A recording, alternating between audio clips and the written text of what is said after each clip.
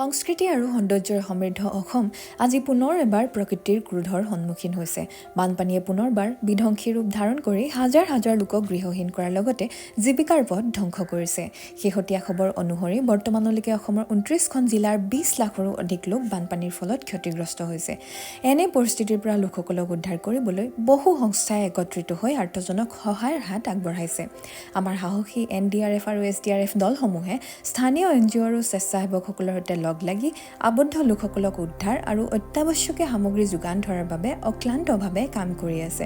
এই ক্ষেত্ৰত বানবিধ্বস্ত অঞ্চলৰ পৰা দূৰত থাকিও আমি কেনেকৈ আৰ্তসকলক সহায় আগবঢ়াব পাৰোঁ সেই বিষয়ে চিন্তা কৰাৰ প্ৰয়োজন আছে। আমি নিজৰ সামৰ্থ্য অনুযায়ী বিশ্বাসযোগ্য চৰকাৰী বা বেচৰকাৰী সাহায্য পুঁজি আৰু বানবিধ্বস্ত অঞ্চলৰ লোকৰ বাবে কাম কৰি থকা সংস্থাসমূহলৈ অৰিহণা আগবঢ়াব পাৰোঁ।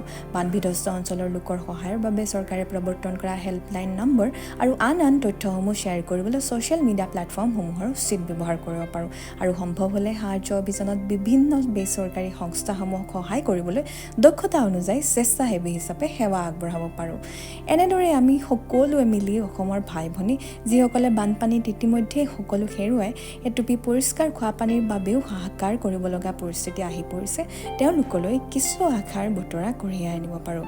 আহক আমি সংহতিৰে থিয় দি দেখুৱাওঁ যে ভৌগোলিক দূৰত্বই আমাৰ মমতা আৰু মানৱতা হ্ৰাস নকৰে। এই বাৰ্তা অধিক লোকৰ মাজত বিয়পাই দিবলৈ এই ভিডিঅ'টো শ্বেয়াৰ কৰিব। অসমক আমাৰ বৰ্তমান বহুত বেছি প্ৰয়োজন।